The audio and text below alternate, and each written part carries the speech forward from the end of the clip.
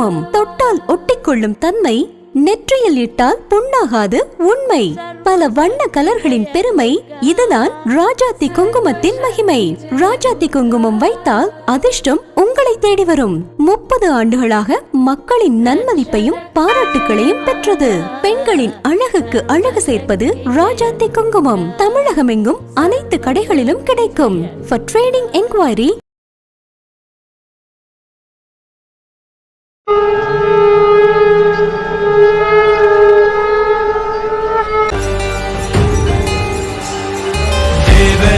सेव्यमान पावनांघ्रि पंकजं व्यालयज्ञ सूत्रमिन्दुशेखरं कृपाकरं नारदादि योगी वृन्द वन्दितं दिगंबरं काशिकापुराधिनाथ कालभैरवं भजे।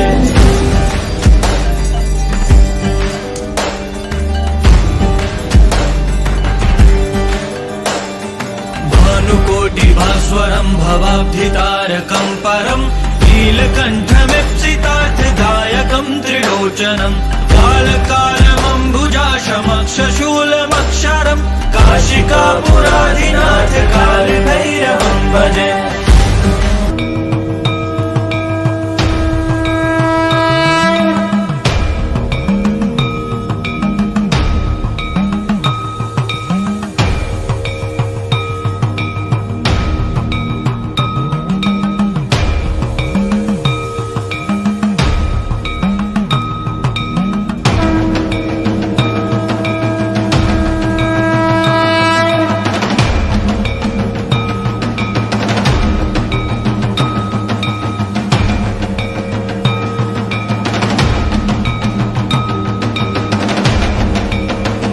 ராஜாத்தி குங்குமம் தொட்டால் ஒட்டிக்கொள்ளும் தன்மை, நெற்றியில் இட்டால் புண்ணாகாது உண்மை.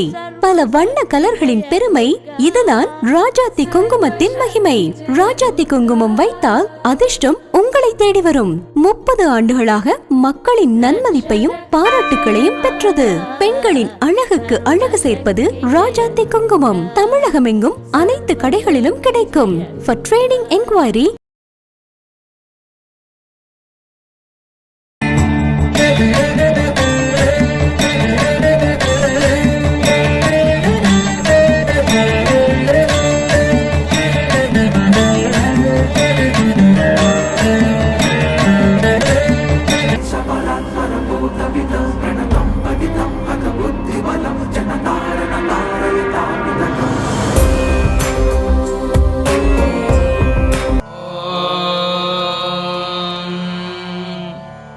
वन्देऽहं मङ्गलात्मानं भास्वन्तं वेदविग्रहम् याज्ञवल्क्यं मुनिश्रेष्ठं जिष्णुं हरिहरप्रभुम् जितेन्द्रियं जितक्रोधं सदा ध्यानपरायणम् आनन्दनिलयं वन्दे योगानन्दमुनीश्वरम्। एवं 12 नामानि त्रिकाले यः पठेन्नरः योगीश्वरप्रसादेन विद्यावान् धनवान् भवेत्। ॐ श्री याज्ञवल्क्यगुरुभ्यो नमः। कण्वकात्यायनादिमहर्षिभ्यो नमः।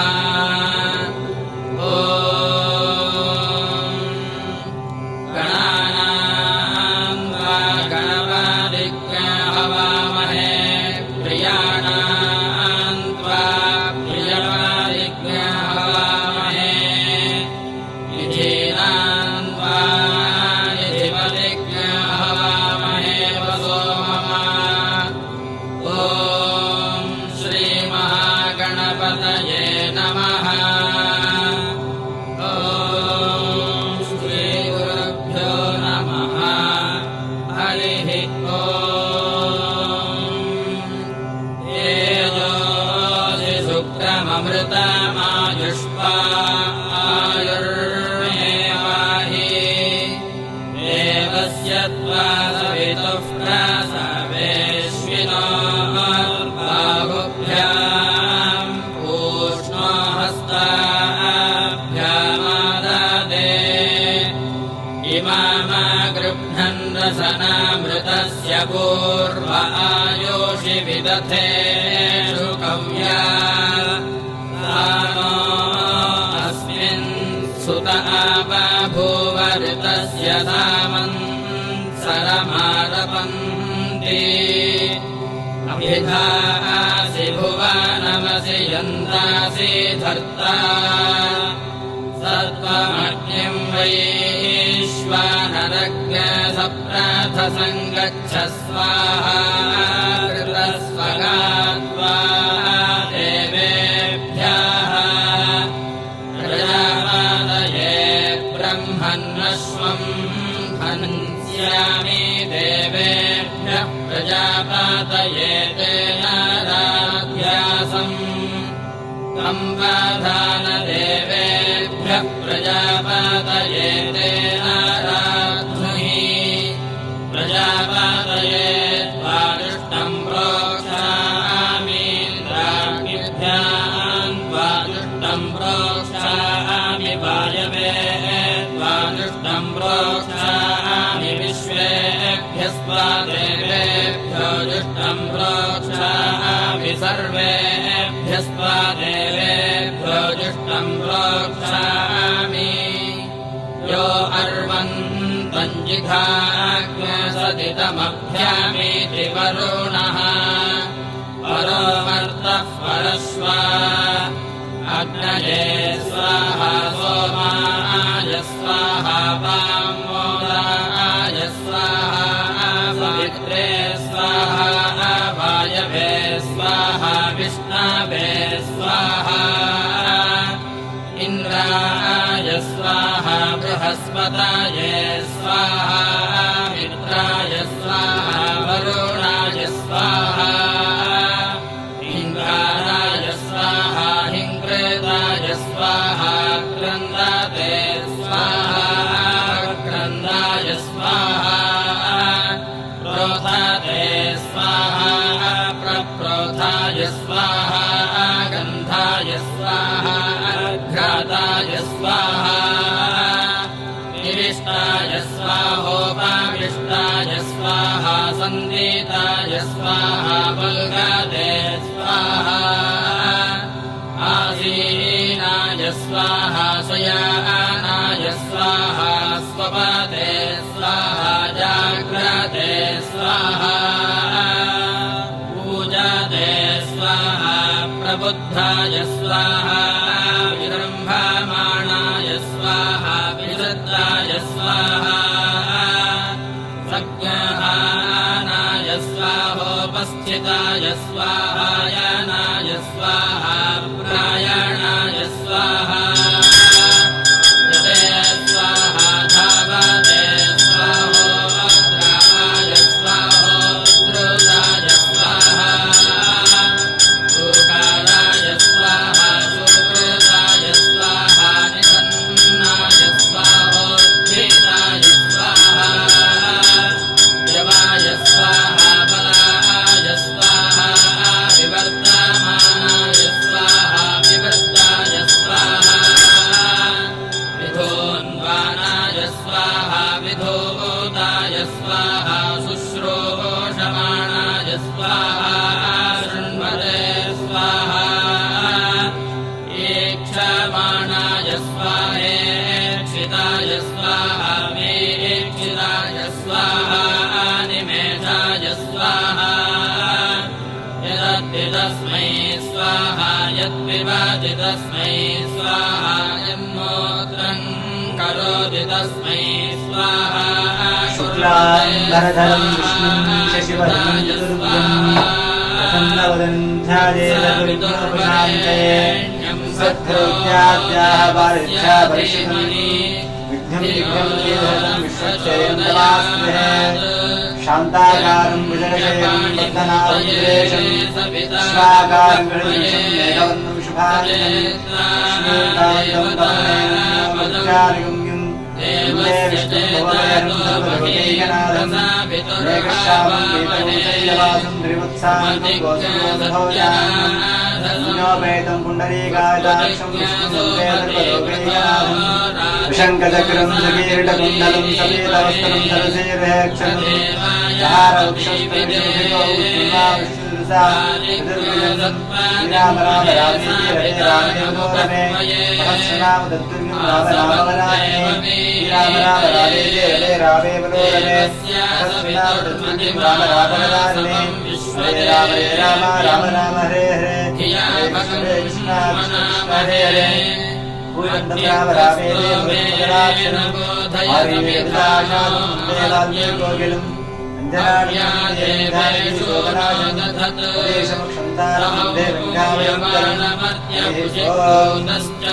केशवाय नमः ओम नारायणाय नमः ओम माधवाय नमः ओम गोविन्दाय नमः ओम विष्णवे नमः ओम सूदनाय नमः ओम त्रिविक्रमाय नमः ओम वामनाय नमः ओम त्रिधराय नमः ओम श्रीवीराय नमः ओम कृष्णराभाय नमः ओम दामोदराय नमः ओम संकर्षणाय नमः ओम वासुदेवाय नमः ओम नृसिंहाय नमः ओम रुद्राय नमः ओम पुरुषोत्तमाय नमः ओम मोक्षजाय नमः ओम कारुण्याय नमः ओम अज्ञाय नमः ओम पराक्रमाय नमः उपेन्द्राय नमः ओम हरे नमः ओम कृष्णाय नमः ओम कृष्णपरब्रह्मणे नमः ओम हरे नमः ओम श्रीपदाय नमः ओम वायुदेवाय नमः ओम हराय नमः ओम अजराय नमः ओम विष्णवे नमः वीरवीराय नमः रामवासाय नमः ओम जनाश्रयाय नमः ओम भरताय नमः ओम सिंहाय नमः ओम वीराय नमः ओम शुक्राय नमः वीरपदे नमः मीनाक्षाय नमः ओम वरदाय नमः स्वात्मने नमः ओम सीतायोगनाशाय नमः ओम शिवाय नमः ओम शर्माय नमः ओम भरतमे नमः ओम केशाय नमः वीररोहणे नमः विहृतयाय नमः ओम सनातनाय नमः मनालये नमः ब्रह्मचारिणे नमः अञ्जनागर्भसम्भूताय नमः ओम केशरञ्जनाय नमः गोविन्दाय नमः आञ्जनेयाय नमः विश्वनाथाय नमः वरेश्वराय नमः प्रज्ञाय नमः रामाय नमः रामदूताय नमः कल्याणाय नमः कृष्णाय नमः शुम्भराय नमः शनेत्रे नमः कृष्णाकाराय नमः विश्वमाय नमः शनेत्रे नमः अञ्जनागर्भसम्भूताय नमः श्रीरञ्जनाय नमः ओंकाराय नमः आञ्जनेयाय नमः ओम महालक्ष्मी नमः ओम श्रीधेव्यै नमः ओम श्रीभूदेव्यै नमः ओम श्रीनाथेव्यै नमः ओम श्रीभूनादेव्यै नमः ओम श्रीनाथाय नमः ओम श्रीहृदाय नमः ओम श्रीमते विश्वसेनाय नमः ओम श्रीपराम्बिकाय नमः ओम श्रीमते रामानुजाय नमः ओम श्रीमत्सरवरण्ये नमः उपाचार्यो नमः दुर्गाचार्यो नमः ओम समस्तपरिवाराय सर्वदिव्यमङ्गलविग्रहाय श्रीमते नारायणाय नमः विचित्रपरिमलपुष्पाक्षरान् समर्पयामि सुधामयामि ओम नमस्ते वाग्देवादिने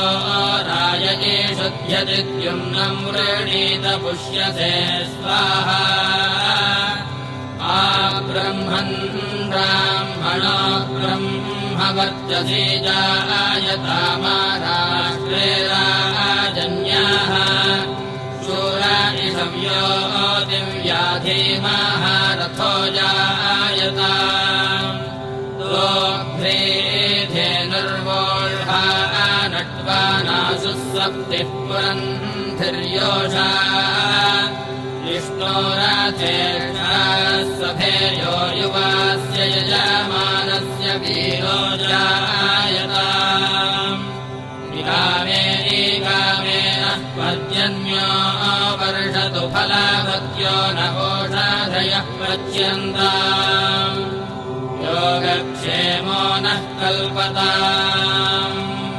प्राणाय स्वाहा पानाय स्वाहा अव्यानाय स्वाहा चक्षुषे स्वाहा श्रोत्राय स्वाहा वाचे स्वाहा मनसे स्वाहा प्राच्ये दिशे स्वाहा वाच्ये दिशे स्वाहा दक्षिणाये दिशे स्वाहा वाच्ये दिशे स्वाहा प्रतीच्ये दिशे स्वाहा वाच्ये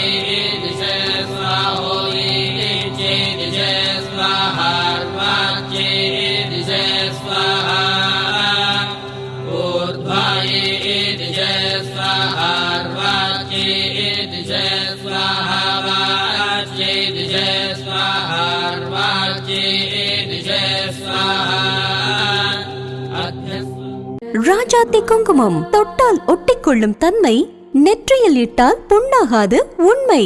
பல வண்ண கலர்களின் பெருமை, இதுதான் ராஜாத்தி குங்குமத்தின் மகிமை. ராஜாத்தி குங்குமம் வைத்தால் அதிர்ஷ்டம் உங்களை தேடி வரும். 30 ஆண்டுகளாக மக்களின் நன்மதிப்பையும் பாராட்டுகளையும் பெற்றது.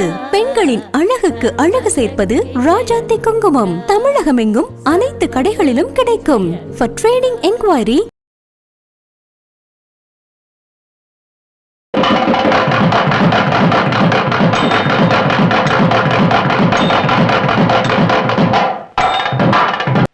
மனதில் உறுதி வேண்டும் என்கிற ஒரு தலைப்பு. மனம் என்பதே இது என்று விஞ்ஞானிகளாலும் மற்றவர்களாலும் தெளிவாக வரையறுத்து விட முடியாத ஒரு உணர்வு. அது மூளையிலே ஒரு பகுதியா, அது ஒரு மின்சார ஆற்றலா, அல்லது சில ரசாயனங்களுடைய கலவையா, சில குறிப்பிட்ட ஹார்மோன்ஸ், உயிர் திரவங்கள், குறிப்பிட்ட ஹார்மோன்ஸ் அவற்றினுடைய செயல்பாடா, மிக நீண்ட காலமான பழக்க வழக்கமா, எது மனம் என்பது தீர்மானிக்கப்படாதது. இன்னும் கொஞ்சம் விளக்கமாக சொல்வதுன்னு சொன்னால், வெத்தலை பாக்கு போட்டு பழக்கப்பட்டவங்களுக்கு வெத்தலை தனியாக தெரியும், பாக்கு தனியாக தெரியும், சுண்ணாம்பு வெள்ளையாக தனியாக தெரியும். இந்த வெத்தலை, பாக்கு, சுண்ணாம்பு இது மூணையும் ஒன்றா போட்டு வாயில் போட்டால் வெத்தலையோட பச்சை கலர் காணாமல் போயிடும், பாக்கோட ப்ரௌன் கலர் காணாமல் போயிடும், சுண்ணாம்போட வெள்ளை கலர் காணாமல் போயிடும். அதில் அது வரைக்குமே இல்லாத ஒரு சிவப்பு கலர் உருவாயிடும். அது வெத்தலையிலையும் இல்லை, சுண்ணாம்புலேயும் இல்லை, பாக்குக்குள்ளேயும் இல்லை. ஆனால் இதெல்லாம் நம்முடைய எச்சலோடு சேர்ந்து நம்ம கடித்த உடனே ஒரு பிரில்லியன்ட் ரெட்டு, பயங்கரமான ஒரு சிவப்பு கலர் உருவாயிடும். அது மாதிரி மனம் என்பது நம்ம உடலில் இருக்குதா, உயிரில் இருக்குதா, ஆத்மாவில் இருக்குதா, இப்படி எத்தனையோ பேர் ஆராய்ச்சி பண்ணிக்கிட்டே இருக்கிற போது இந்த வெத்தலை பாக்கு சுண்ணாம்பு கலந்த உடனே அதில் சிவப்பு கலர் வந்த மாதிரி உடம்பும் உயிரும் கலந்த உடனே உள்ளம் என்ற ஒன்று தானாக அதிலிருந்து தோன்றிவிடுகிறது. ஆனால் அதுதான் எல்லாத்தையுமே நிர்ணயம் பண்ணுவதாக நம்முடைய வாழ்க்கையை மாற்றுகிறது. மனம் போல வாழ்வு அப்படிங்கிறாங்க. இந்த மனம் என்பது எங்கே இருக்கு, என்ன பண்ணும் அப்படின்னு தெரியலன்னா கூட அதுதான் நம்முடைய வாழ்வினுடைய எல்லா முடிவுகளையுமே தீர்மானிக்கிறது. இப்போ கொஞ்சம் இப்படி யோசிச்சு பாருங்களேன். 2 வகையில் பிரித்து, நிறைய பிரிவு இருக்கு, 2 வகையில் பிரித்து உளவியல் நிபுணர்கள் கான்ஷியஸ் மைண்ட், சப்கான்ஷியஸ் மைண்ட் அப்படின்னு 2ஆக பிரிச்சிருக்கிறாங்க. இந்த உலகத்தை ஆட்டி படைக்கக்கூடிய சக்தி எதுக்கு இருக்குது? கான்ஷியஸ் மைண்டுக்கு இருக்குதா, சப்கான்ஷியஸ் மைண்டுக்கு இருக்குதா அப்படிங்கிற கேள்வியை ஓயாம உளவியல் நிபுணர்கள் கேட்டுக்கிட்டே இருக்கிறாங்க. கான்ஷியஸ் மைண்ட் எவ்வளவு விதமான முடிவுகளை எடுத்தாலும் சப்கான்ஷியஸ் மைண்ட் அப்படிங்கிறது தான் பலம் உள்ளதாகவும் ஆற்றல் உள்ளதாகவும் செயல் உள்ளதாகவும் வாழ்க்கையில் தானாகவே பல காரியத்தை நடத்துது. இதை நம்ம புரிஞ்சுக்கிறதுக்காக ஒரு சின்ன உதாரணம் சொல்கிறேன். சிக்மண்ட் ஃப்ராய்டு அப்படிங்கிறவர் உங்களுக்கு தெரியும், உளவியல் துறையினுடைய தந்தை என்று கொண்டாடப்படுகிறவர். அவர்தான் மனதை பகுத்து மனதினுடைய செயல் எப்படி என்ன ஏதுங்கிறத பற்றி வாழ்க்கை முழுக்க ஆராய்ந்து விஞ்ஞான பூர்வமான உண்மைகளை வெளிப்பிட்டவர் சிக்மண்ட் ஃப்ராய்டு. அந்த சிக்மண்ட் ஃப்ராய்டுக்கு ஒரு 50 வயது இருக்கிற காலகட்டம். அவர் ஒரு ரயில்வே ஸ்டேஷனில் இறங்கி நடந்து போயிட்டு இருக்கிறாரு ஃப்ராய்டு. அப்படி நடந்து போயிட்டு இருக்கும்போது கொஞ்சம் முன்னாடி அப்படி பார்க்குற இடத்துல ஒரு பொண்ணு ரொம்ப அழகா, ரொம்ப ரொம்ப அழகா ஒரு பொண்ணு அப்படி போயிட்டு இருக்கிறது அவருக்கு கண்ணுக்கு தெரியுது.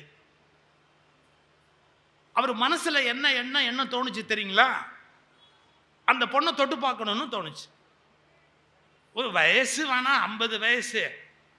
ஒன்று மட்டும் ஒரு உண்மையை சொல்லிட்டா, வயசாயிட்டதால எவனும் நல்லவன் ஆகிடான்னு நம்பி ஏமாந்துடாதீங்க. வயசாயிடுச்சு அதனால இவர் நல்லவர் ஆயிருப்பார்னு மட்டும் தயவு செய்து நம்பாதீங்க. அதுக்கு சம்பந்தமே கிடையாது.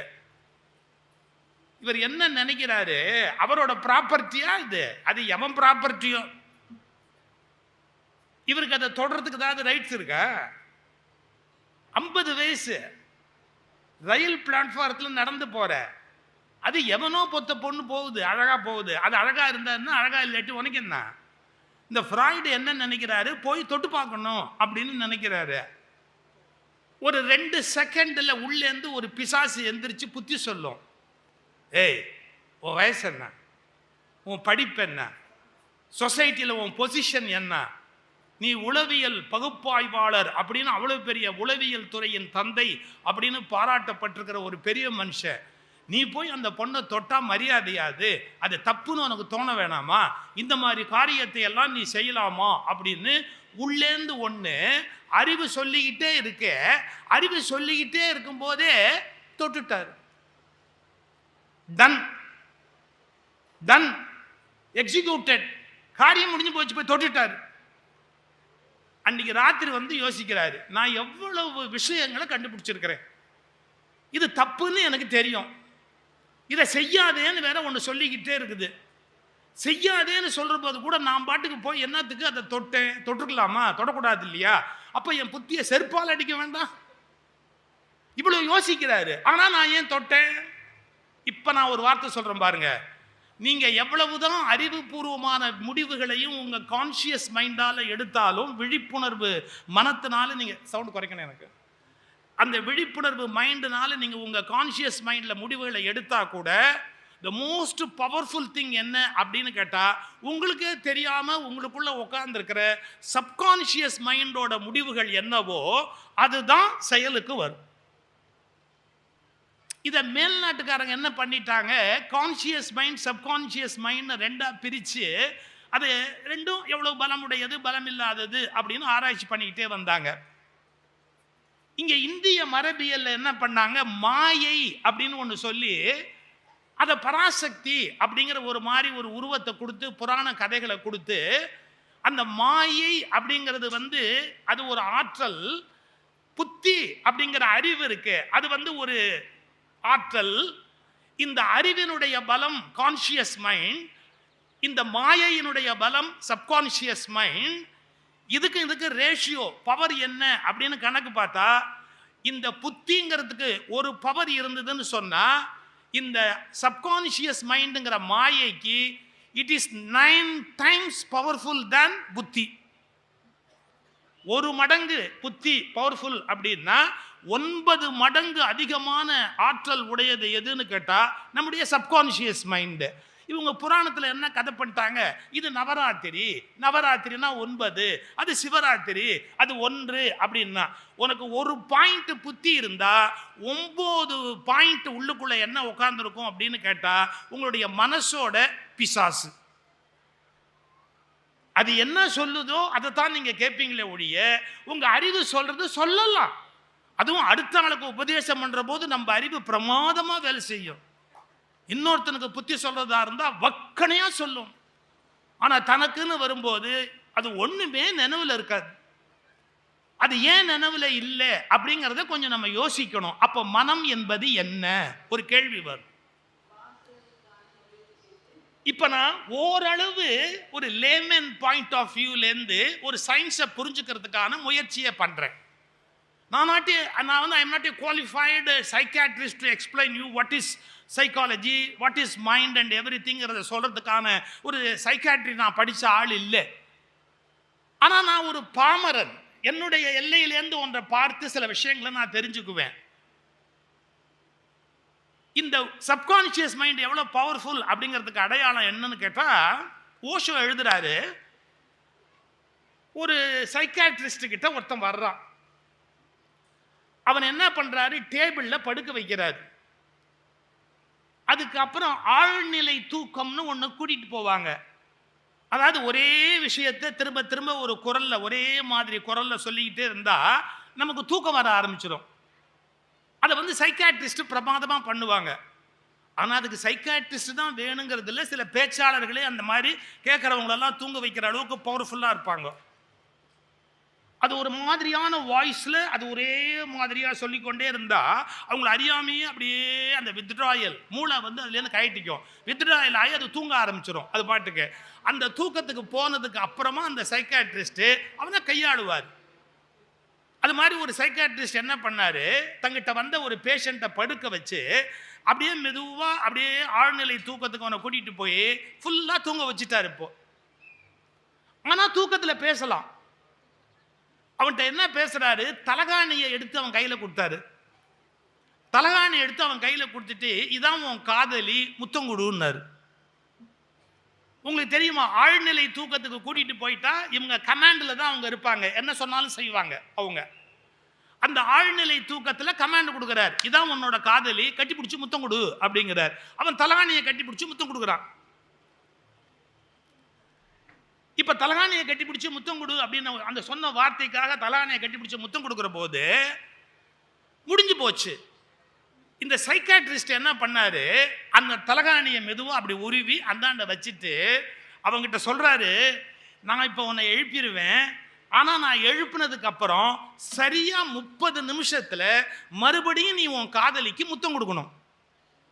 நான் இப்போ உன்னை எழுப்பிடுவேன், ஆனால் மறந்துடாத, சரியா 1/2 மணி நேரம் கழிச்சு நீ உன்னுடைய காதலிக்கு முத்தம் கொடுக்கணும், இது கமாண்டு, குறிச்சுக்கோ அப்படின்னு சொல்லிட்டு தூக்கத்திலேருந்து எழுப்பிட்டார் அவனை. எந்திரிச்சான், பேசிக்கிட்டு இருக்கான், இவரோட பேசிக்கிட்டே இருக்கிறான். ஒரு 20 நிமிஷம் 25 நிமிஷம் ஒன்றும் நடக்கல, பெருசா பிரச்சனை வரல. 25-26 நிமிஷத்துக்கு அப்புறம் பரபரப்பா ஆயிட்டான், ரெஸ்ட்லெஸ்ஸா ஆயிட்டான். இப்படிங்கிறான் தேடுறான், ஆடுறான், என்னெல்லாமோ பண்றான். இவர் கேட்டாரு, என்னடா ப்ராப்ளம் உனக்கு, ஒய் ஆர் யூ ரெஸ்ட்லெஸ், ஏன் இப்படி அமைதி இல்லாம இருக்கிற? அவன் கேட்டான், இங்க ஒரு தலகாணி இருந்ததே எங்கன்னா. இப்போ உனக்கு எதுக்குடா தலகாணி, என்ன தூங்கவா போற, இப்போ உனக்கு எதுக்கு தலகாணி, அதெல்லாம் என்ன கேட்காதீங்க, இங்க ஒன்று இருந்தது தலகாணி, அது எங்க அப்படின்னா. அது இல்லடா, அது எங்கேயோ போயிடுச்சு அப்படின்னா. வெறி பிடிச்ச மாதிரி எந்திரிச்சு நேரா போய் அவர் கபோர்டுக்குள்ள வச்சிருந்தார். கபோர்டை திறந்தான், தலகாணியை எடுத்தான், கட்டி பிடிச்சான், அழுத்தி ஒரு முத்தம் கொடுத்து அந்த தலகாணியை கொஞ்சிட்டு அப்புறமா அமைதியா வந்து உட்கார்ந்தான். அவர் கேட்டாரு, இப்ப எதுக்கு தலகாணிக்கு முத்தம் கொடுத்த? அவன் பதில் சொன்னான், எனக்கு தெரியாது, உள்ளேந்து ஒரு குரல், கட்டி பிடிச்சி முத்தம் கொடு, கட்டி பிடிச்சி முத்தம் கொடு, கட்டி பிடிச்சி முத்தம் கொடுன்னு சொல்லிக்கிட்டே இருந்தது. அந்த தலகாணியை கட்டி பிடிச்சி முத்தம் கொடுக்கறதுக்காக தான். அது ஏன் வந்தது என்ன வந்ததுன்னு தெரியாது, நேராக போனேன், கட்டி பிடிச்ச முத்தம் கொடுத்தேன், முடிஞ்சு போச்சுன்னா. இந்த சப்கான்ஷியஸ் மைண்டுன்னு உங்களுக்குள்ள ஒன்று உட்கார்ந்து இருக்குது, அது என்ன உத்தரவு போடுதோ அதை உங்களால் மீறவே முடியாது. தம் அடிக்கிறவன், தண்ணி போடுறவன், யாராவது தம் அடிக்கிறவன் அறிவுபூர்வமா தம் அடிக்க முடியுமா? யோசிச்சிருக்கீங்களா நீங்க? ஒரு பரபரப்பு இருக்கும். ஒரு சிகரெட்லேருந்து அவங்க தட்டுறது, அவங்க எடுக்கிறது, அந்த பாக்ஸில் தட்டுறது, அதை மேலே வைக்கிறது, நீங்கள் நல்லா கவனிச்சிங்கன்னா அறிவுபூர்வமா ஒரு தியானம் மாதிரி எவனாலையும் சிகரெட் பிடிக்க முடியாது. ஒரு விதமான பரபரப்பு, ஒரு விதமான படபடப்பு உள்ளேந்து இருந்துகிட்டே இருக்கும். அது ஏன் செய்யறோம், எதுக்கு செய்யறோம்லாம் தெரியாது. அதை செய்யாம இருக்க முடியாது, அதை செய்யாம இருக்க முடியாது, அதை செய்யாமல் இருக்க முடியாது. அந்த ஒரு பிடிவாதம் மட்டும் இருக்கும். அதை எடுத்து அதை அவன் பற்ற வச்சு அந்த காரியத்தை பண்ணுவான். நம்ம வாழ்நாள் முழுக்க நமக்கு தரப்பட்ட நியாயமா அநியாயமானு தெரியாது. கான்சியஸ் மைண்டுங்கிறது ஒரு யூனிட் பவர்ஃபுல்னு சொன்னா, சப்கான்சியஸ் மைண்ட் அப்படிங்கிறது 9 டைம்ஸ் பவர்ஃபுல். அந்த 9 மடங்கு வலிமை உடைய ஒரு ஆற்றலை நீங்க எப்படி ஜெயிப்பீங்க? உங்களால எப்படி அந்த 9 மடங்கு வலிமை உடைய ஆற்றலை ஜெயிக்க முடியும்? இந்த ஒரு கேள்வியை யோசிச்சுக்கங்க. இப்ப நான் முதல்ல ஒரு கேள்வி கேட்கிறேன், உங்களுக்கு சப்கான்சியஸ் மைண்ட் எப்படி உருவாச்சு? என்னைக்கு உருவாச்சு சப்கான்சியஸ் மைண்ட் அப்படிங்கிறது? எங்கேருந்து உருவாச்சு உங்களுக்கு? யாராவது உங்களை நோக்கி உள்ள பயணம் போயிருக்கீங்களா? இங்கேருந்து நம்ம ஞானம் அடையணும் அப்படின்னா அங்கே போகலாமா, இமாலயாஸ் போகலாமா, அப்புறமா இல்லாட்டி இந்த பக்கம் வேற எங்கேயாவது கன்னியாகுமரிக்கு போகலாமான்னு இன்னைக்கு சொல்கிறேன். நீ எங்கே போனாலும் நீ பைத்தியம். எங்க போனாலும் உங்ககிட்ட தான் பைத்தியக்காரத்தனம் இருக்குது. நீ அங்க போய் எதையுமே நீக்க முடியாது. உனக்கு உள்ள இருக்கிற செத்த எலியை எடுத்து வெளியே போட்டாதான் நீ நிம்மதியா இருக்க முடியுமே ஒழிய, எந்த ஊருக்கு போய் எந்த மாதிரி நீ என்ன வேண்டிட்டு வந்தாலும் உன்னால உன்னை காப்பாத்திக்க முடியாது. உங்ககிட்ட இருந்து அந்த குப்பையை வெளியே எடுத்து போட்டா மட்டும்தான் உன்னால காப்பாத்திக்க முடியுமே ஒழிய, வெளியில போய் அலையிறதால உன்னால அதை காப்பாற்ற முடியாது. இது ஏதோ நான் நாஸ்திகனா சொல்றேன்ற மாதிரி நினைக்க கூடாது. ஆஸ்திக உலகத்துல திருநாவுக்கரசர் பாடினார், கங்கை ஆடிலன் காவிரி ஆடிலன், நீ எங்க போய் என்ன பண்ணி என்ன பிரயோஜனம், எல்லா பிரச்சனையும் உங்ககிட்ட தானே. என்னது நாம இத கவலையே படல. அத்தனை பிரச்சனைக்கு மூல காரணம் நம்ம கிட்ட இருக்குது.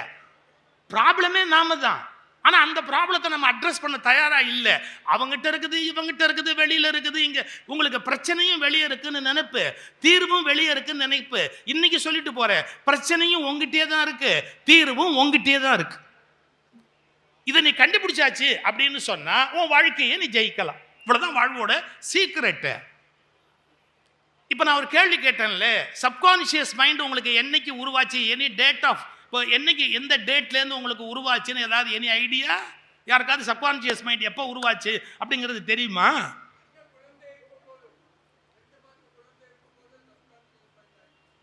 Thank you thank you. அவருக்கு கைதட்டல் கொடுங்க. உங்க தாயாருடைய கர்ப்பத்துல நீங்க இருந்தீங்கல்ல, உங்க தாயாருடைய கர்ப்பத்துல நீங்க இருந்தீங்கல்ல, உங்க தாயாருக்கும் உங்களுக்கும் நடுவில் தொப்புள் கொடியில் ஒரு லிங்க், ஒரு கார்டு ஓடிச்சு இல்ல, அம்பிளிக்கல் கார்டு. இந்த தொப்புள்லேருந்து தாயாருக்கு லிங்க்ல போச்சு இல்ல.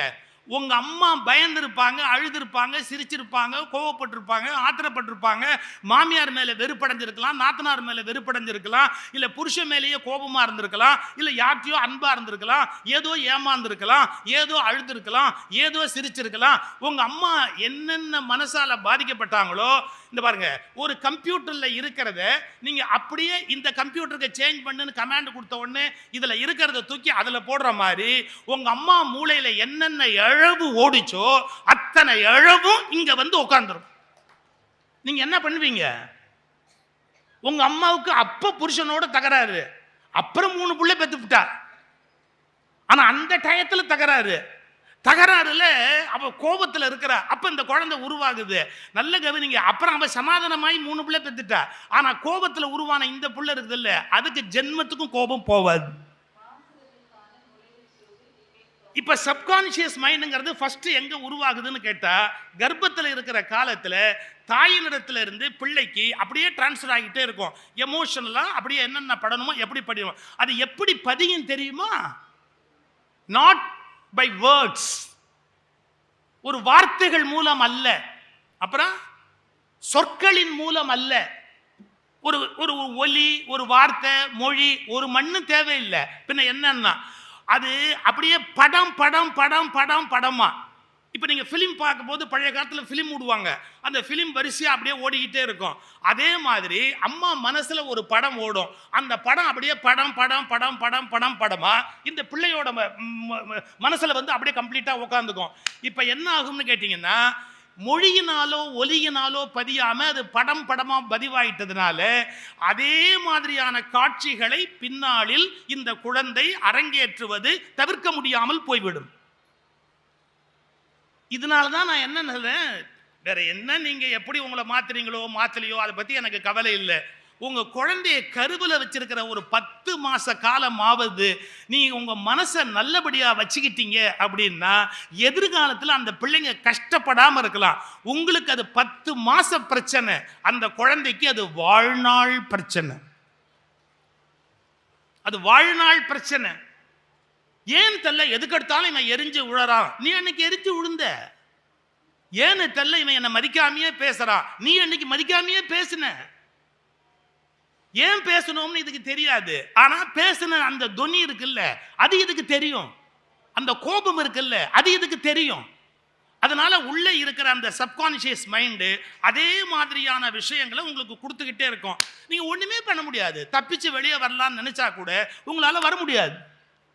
இந்த மனம் என்பது என்ன அப்படிங்கிறத கொஞ்சம் ஆராய்ச்சி பண்ணி இந்த மனம் அப்படிங்கிறது நம்ம அடிமையா இருந்ததுன்னா ஜெயிக்கலாம், நம்ம எஜமானன் ஆயிடுச்சுன்னா ஜெயிக்க முடியாதுங்கிறத கண்டுபிடிச்சிட்டா நாம பல துன்பங்கள்ல இருந்து தப்பிக்கலாம். நான் வேடிக்கைக்கு ஒரு கதை சொல்றேனே. ஒரு பெரிய மகாராஜா இருந்தாரு. அந்த மகாராஜாவுக்கு ஒரு அடிமை இருந்தான். பழைய காலத்துல இப்படி இருக்கும் இல்ல, அந்த அடிமை ரொம்ப விசுவாசமா அவருக்கு எல்லாமே செய்வான். அதனால மகாராஜா அவனுக்கு ரொம்ப ரொம்ப ரொம்ப ரொம்ப ரொம்ப இடம் கொடுத்துட்டார். அவனுக்கு எங்க போனாலும் கூடவே போவான், வெரி க்ளோஸ். அவர் எள்ளுங்க முன்னாடி என்ன நிற்பான். அதனால திடீர்னு ரொம்ப அன்பு முத்தி போய் இந்த மகாராஜா என்ன பண்ணார், அந்த அடிமையை பார்த்து, ஏய் உனக்கு உலகத்தில் யாருமே கொடுக்காத பெரிய பரிசு ஒன்று நான் கொடுக்கணும்டா, நீ இவ்வளவு நல்லவன், எனக்கு நான் உனக்கு ஒரு பரிசு கொடுக்க போறேன், உனக்கு என்ன வேணுமோ கேளு தர்றேன், என்ன வேணாலும் கேளு தர்றேன் அப்படின்னார். இன்னைக்கு சொல்லிட்டு போறேன், இந்த வரத்தை மட்டும் யார்ட்டையும் எப்பவுமே கொடுக்காதீங்க. நீ என்ன கேட்டாலும் தரேன் அப்படிங்கிற வரத்தை மட்டும் உயிரே போறதா இருந்தாலும் யாருக்கும் கொடுக்காதீங்க. நீ முதல்ல என்ன வேணும்னு கேளு, முடிஞ்சா தர்றேன்னே சொல்லுங்க. இதான் வாழ்நாள் முழுக்க நீங்க பாதுகாப்பா இருக்கிறதுக்கான வழி. நீ கேளு, முடிஞ்சா தர்றேன், இதான் சரியான வார்த்தை. நீ என்ன கட்டாலும் தர்றேன் அப்படின்னு ஓவர் சந்தோஷத்துலையும் சொல்லாதீங்க, ஓவர் பயத்திலையும் சொல்லாதீங்க. ஏன்னா இந்த ஓவர் சந்தோஷத்துலையும் இப்படி ஒரு வார்த்தையை கொடுப்போம், ஓவர் பயத்திலையும் ஒரு வார்த்தையை கொடுப்போம். இந்த வார்த்தையை கொடுக்கக்கூடாது. நீ இப்போ என்ன கேட்டாலும் தர்றேன். அவன் சொன்னான், உங்ககிட்ட ஏதாவது வாங்கிக்கிட்டா அப்போ இவ்வளோ நாள் நான் காட்டின அன்பு பொய்யா போயிடுங்க, அதனால் அதெல்லாம் ஒன்றும் வேண்டாம், எனக்கு இப்போதைக்கு எதுவும் தேவையில்லை, என்னை விட்டுடுங்க, நான் அப்படிலாம் கேட்கக்கூடாதுண்ணா. போட, உனக்கு தராமல் நான் செத்து போனால் கடனாளி ஆகிடுவேன், எங்கிட்ட நீ எவ்வளவு அன்பாக இருந்த, உனக்கு என்ன வேணுமோ கேளு, நான் நிச்சயமாக தர்றேன் அப்படின்ன உடனே அந்த அடிமை சொன்னான் ஒரே ஒரு வார்த்தை, அப்படியா, ஒரு நாளாவது உங்கள் சீட்டில் நான் உட்காரணும், ஒரு நாளாவது உங்கள் சீட்டில் நான் உட்காரணும். இன்னைக்கு சொல்கிறேன், எழுதி வச்சுக்கோங்க, எல்லா அடிமைகளுக்கும் என்றாவது எஜமானனிடத்தில் உட்கார்ந்து விட வேண்டும் என்ற எண்ணம் எல்லா அடிமைகள் மனதிலும் இருக்கிற எண்ணம். அது ஒரு நாள் அழியவே அழியாது. என்னைக்காவது ஒரு நாள் இவன் உட்கார்ந்துருக்கிற இடத்துல நான் உட்காரணும் அப்படிங்கிற எண்ணம் எந்த அடிமைக்கும் மனசை விட்டு போவாது, கண்டிப்பாக இருக்கும். இதை கேட்டாங்க, எனக்கு அந்த இடம் வேணும் அப்படின்னா. அந்த மகாராஜா சந்தோஷத்தில் சொன்னான், வேடா இது ஒரு பெரிய விஷயமா அப்படின்னு தன்னுடைய அமைச்சரை கூப்பிட்டான், சேனாதிபதியை கூப்பிட்டுட்டு சொன்னாங்க, பார் இந்த நிமிஷத்துலேருந்து இவன் மகாராஜா, 24 மணி நேரம் இவனுக்கு மகாராஜாவாக இருக்கிற பவர் கொடுத்துருக்குறேன், இவங்க உட்காந்துருப்பான், நான் சொன்னால் எப்படி கீழ்ப்படுவீங்களோ அப்படி இவன் சொன்னால் நீங்கள்லாம் கீழ்ப்படியணும், புரியுதா, அதனால் அவனை மகாராஜாவாக உட்காந்து வைக்கிறேன்னா. அவர் என்ன பண்ணார், முதல்ல அந்த நாற்காலியில் ஏறி இப்படி உட்காந்து ரொம்ப பணிவாக, ஏத்தாப்புல மகாராஜா இருக்கிறாருன்ற மாதிரி ரொம்ப பணிவாக இப்படி உட்காந்தார். நல்லா உட்காருற, நல்லா உட்காரு, நாம் கால் மேலே கால் போட்டார். அடுத்த வார்த்தை சொன்னா, நம்ம அன்புக்கு அடையாளமா நான் உனக்கு எப்படி பணிவாக இருந்தனோ அது மாதிரி நீ எனக்கு பணிவாக இருக்கணும்னா. அது என்னடா பெரிய கஷ்டம், உனக்கு வேண்டிய வேலையை நான் செய்கிறேன் அப்படி பக்கத்துலேயே பணிவாக நின்னாரு. 1 மணி நேரம் ஆச்சு, 2 மணி நேரம் ஆச்சு, 5 மணி நேரம் ஆச்சு, 7 மணி நேரம் ஆச்சு. மந்திரியை கூப்பிட்டான், சேனாதிபதியை கூப்பிட்டான், இவனை கொண்டு போய் ஜெயிலில் வைணும், இவனை கொண்டு போய் ஜெயிலில் வை அப்படின்னா. அவங்கெல்லாம் ஒரு மாதிரி பார்த்தாங்க, என்ன சொல்லியிருக்கிறாரு, 24 மணி நேரத்துக்கு அவர் வார்த்தையை எப்படி மதிப்பீங்களோ அப்படி என் வார்த்தையை மதிக்கணும்னு சொல்லியிருக்கிறாரு, உத்தரவை யாரும் மீறக்கூடாது, இந்த ஆளை கொண்டு போய் ஜெயிலில் வைங்கன்னு. ஒரு வழி இல்லை, கொண்டு போய் ஜெயிலில் வச்சாங்க. இன்னும் ஒரு 2 மணி நேரம் ஆச்சு, 14 மணி நேரம், 15 மணி நேரம் ஆச்சு. என்ன, அந்த ஆளை கொண்டு போய் தூக்கில் தொங்க போட்டு கொண்டுட்டு செத்துட்டான்ற செய்தியை வந்து என்கிட்ட சொல்லுன்னா.